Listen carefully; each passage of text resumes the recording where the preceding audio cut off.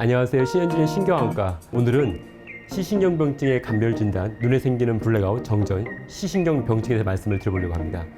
아마 여러분들 한 번쯤은 이런 일을 겪어보셨을 것 같은데요. 블랙아웃, 정전, 앞이 안 보이고 하나도 안 보이고 아무것도 할 수가 없죠. 사실은 요즘에는 흔치 않지만은 예전에 어르신들은 한 번쯤 이런 정전을 겪어보신 것 같습니다. 건물도 멈추고 컴퓨터도 멈추고 우리가 건물이 멀쩡하고 컴퓨터 멀쩡해도 아무것도 할 수가 없는 일이 발생을 하게 되죠. 실제 우리 몸에도 신경이 있습니다. 이 신경이 바로 전선 역할을 하는데요. 뇌에서 들어온 정보를 우리가 사지로 전달을 하고 또 반대로 사지에서 들어온 감각 정보를 뇌로 다시 올리는 역할을 합니다. 이 신경이 망가지면 마치 정전처럼 우리가 사지가 멀쩡해도 아무 일을 할 수가 없게 되는 거죠. 이렇게 우리가 다리가 멀쩡해도 멀쩡한 다리를 가지고도 이 척추가 다치면은 뇌에서 전달되는 신경들이 다리로 하지 못하기 때문에 우리가 휠체어를 타게 되고 걷지를 못하는 것과 같은 이치라고 보시면 될 것 같습니다. 이처럼 우리 몸의 신경은 중요한데요. 눈에도 신경이 있습니다. 눈의 신경을 우리가 시신경이라 하는데 이게 눈에서부터 들어온 정보를 우리가 뇌로 전달하는 역할을 하게 됩니다. 그래서 이 시신경 덕분에 우리가 눈에서 들어온 정보를 이게 상아구나, 이게 우리 친구 뭐 개똥이구나 이렇게 머리에서 인식을 할 수 있는 거죠. 그래서 이 시신경이 망가지는 이 시신경 병증이 생기면은 우리가 여러 가지 증상이 발생하게 됩니다. 여러분들이 잘 아시는 것이 이제 농대장일 것 같은데요. 농대장 같은 경우에는 보통 우리가 시야가 주변부가 망가집니다. 그래서 중심 시력은 보존되기 때문에 우리가 보통 터널 시야라 해가지고 중심 시력 끝까지 보존되면서 시야가 점점 주변에서 좁아져 오죠. 이런 것이 농대장의 특징이라 한다면은 시신경 병증은 좀 다른 것 같습니다. 시신경 병증은 초기부터 해서 이렇게 전반적으로 블러한 것처럼 흐리게 보이면서 이 가운데 중심 암점이라 해서 우리가 보려는 사물이나 위치 이런 것들이 이렇게 가려 보이는 그런 특징을 가지고 있습니다. 또한 어떤 경우에 이렇게 반 정도가 수평을 기준으로 해서 위에 반 또는 아래 반이 이렇게 가려져 보이는 증상, 이런 것들이 시신경 병증의 특징이라고 보시면 되겠습니다.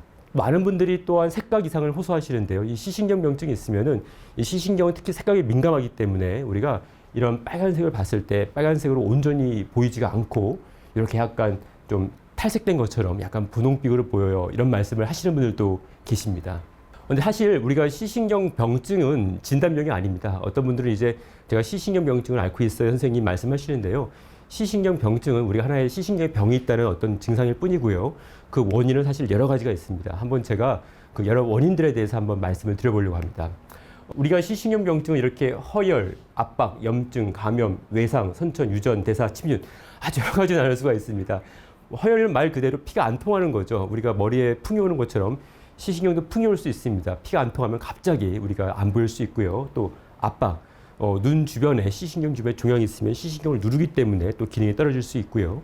그 다음에 염증, 우리가 시신경 염이 있으면은 그 염증 때문에 마찬가지로 기능이 떨어질 수가 있고, 그리고 감염, 특히 이제 부비동염이 있을 경우에 특히 나이 드신 분한테 조절되지 않은 당뇨가 있고 이런 경우 감염이 있으면은 그 감염이 눈꺼까지 침윤되면서 저희가 시력이 떨어질 수가 있습니다. 다치거나 또 선천적으로 태어나거나 유전적으로 안 좋아지는 경우도 있고요. 또 대사, 예를 들어서 과도한 알코올 섭취나 아니면 메탄올 같은 독성 물질을 마시는 경우에도 역시 시신경의 기능이 이상해질 수가 있고요. 그리고 우리가 이제 암이 있는 경우, 암은 이제 눈뿐만 아니라 전신에 있는 암들이 시신경으로 침윤되는 경우가 있습니다. 이런 경우에도 우리가 역시 시신경 기능이 떨어질 수 있고 이 시신경 병증이 발생할 수가 있습니다. 이처럼 시신경 병증은 어떤 하나의 진단을 말하는 게 아니라 이런 전반적인 원인을 통틀어서 말하는 거기 때문에 우리가 원인을 잘 감별을 해야 되고요. 중요한 거는 환자분들이 불편한 증상이 어떻게 발생했는지를 자세히 설명해 주는 겁니다. 이 보시는 것처럼 시신경 병증은 각 병마다 템포가 있습니다. 템포가 있기 때문에 환자분들이 말씀해 주시는 증상을 잘 듣고 있으면은 이 병의 템포가 이렇구나. 이 병이 그래서 이럴 것이구나. 좀 더 의사들이 잘 추측을 할 수가 있는 거죠. 한번 예를 제가 들어보겠습니다.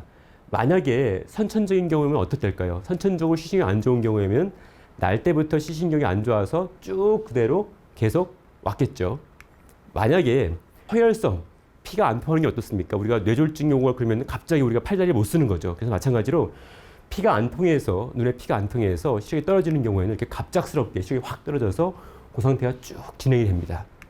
그리고 유전적인 경우에는 어떨까요? 유전적인 경우에는 대표적으로 우리가 LHON, 레버스의 시신경 병증 이런 병들이 있는데요. 이런 병들은 한 10대에서 20대, 많게는 30대 정도 시작을 해가지고 이렇게 아급성, 보통 수일 아니면 또 수주, 1, 2주 정도에서 서서히 진행하는 시력 저하로 발생해서 이렇게 호전 없이 쭉 지속되는 특징을 가지고 있습니다. 그리고 염증성인 경우에는 우리가 대표적으로 시신경염이 있는데요.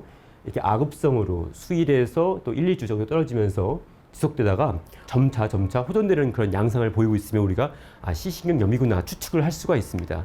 그 밖에도 압박, 이 종양 같은 거에 압박이 한 경우에는 시신경이 이렇게 천천히 호전 없이 계속 진행되면서 악화되는 그런 양상을 보이고 있습니다. 그래서 환자분들이 어떻게 눈이 안 보였다, 어떻게 시력이 떨어졌다, 이 병의 템포를 잘 듣는 것만으로도 우리가 이 시신경병증의 원인이 과연 어떤 것인지 감별을 할 수가 있고요. 그리고 좀 더 정확한 검사를 오더를 할 수가 있습니다.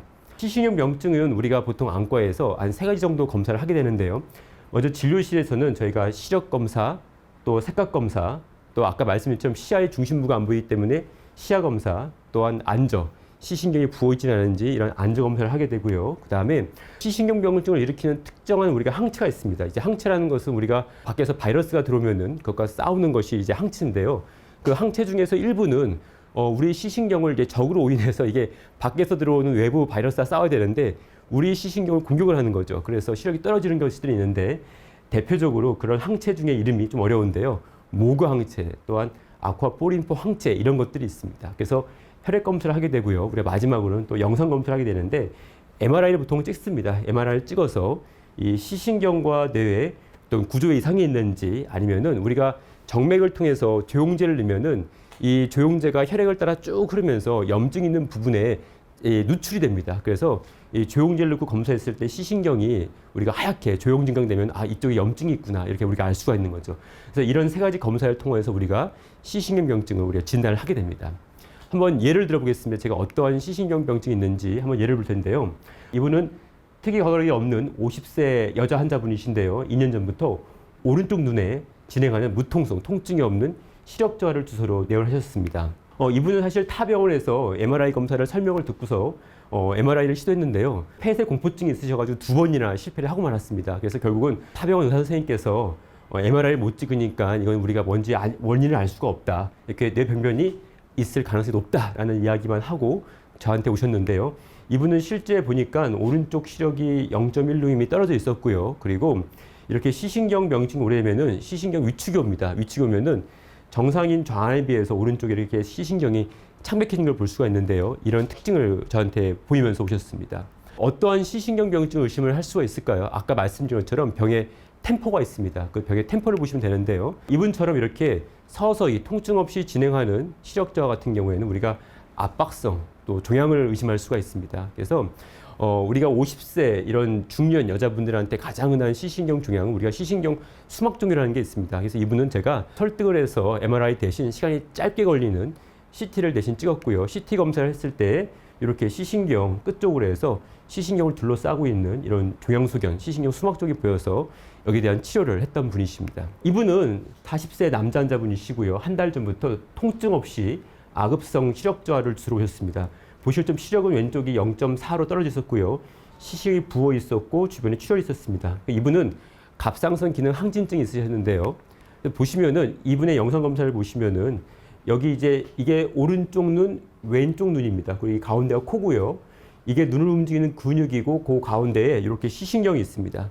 보시면은 눈 주변에 있는 근육이 굉장히 두꺼워져 있습니다. 이렇게 갑상선 기능 항진증이 있으면은 눈 주변의 근육이 두꺼워지기 때문에 이 두꺼워진 근육이 이 시신경을 압박하는 경우가 있습니다. 그것이 이제 압박성 시신경병증인데요. 그래서 이분은 갑상선 기능 항진증에 의한 근육이 두꺼워지면서 발생한 우리가 압박성 시신경병증으로 진단을 내릴 수 있던 분이십니다. 이런 분도 있습니다. 이분은 역시 50세 남자 환자분, 한 달 전부터 시작된 통증이 있습니다. 통증이 있고 시력 저하가 있었고요. 눈 주변에 열감이 있고 그 다음에 눈도 충혈되어 있었는데요. 시력은 왼쪽이 0.1로 떨어져 있었습니다.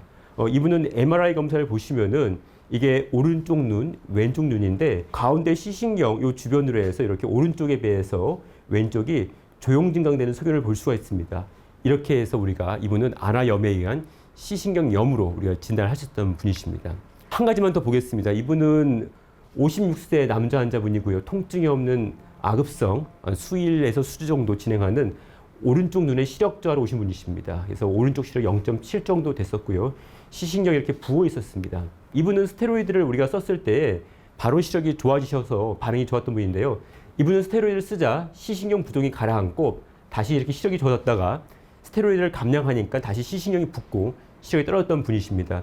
이분은 결국 혈액검사상에서 혈액암이 진단이 되었던 분이신데 이렇게 우리가 몸속에 암이 있으면 그 암세포가 시신경에 침윤되면서 시력이 떨어질 수가 있습니다.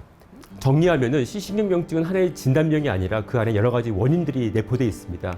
시신경병증이 있으면은 시력이 저하되고요. 또 생각이 떨어질 수가 있습니다. 그리고 중심 부위 시야 이상이 발생할 수가 있고요. 그리고 시신경병증은 급성에서 만성 등 다양한 경과를 가지고 올 수가 있습니다. 시신경병증은 진단병이 아니기 때문에 우리가 안과에서 시력검사, 색각검사, 또한 혈액검사, MRI 같은 영상검사를 통하여서 그 원인을 밝히는 것이 중요하고요. 아까 말씀드린 허열, 압박, 염증, 침윤 등의 원인에 의해서 발생을 할 수가 있습니다. 오늘 시신경병증의 감별 진단을 알아봤는데요. 시신경병증을 통해서 왔을 때 안과 선생님께서 꼬치꼬치 묻는 경우가 많습니다. 이런 경우에 여러분들이 귀찮다 하지 마시고요. 상세하게 여러분들의 병력들, 내가 어떻게 앉았는지를 말씀해 주시면 좀 더 정확한 감별 진단을 하는 데 도움이 될 것 같습니다. 감사합니다.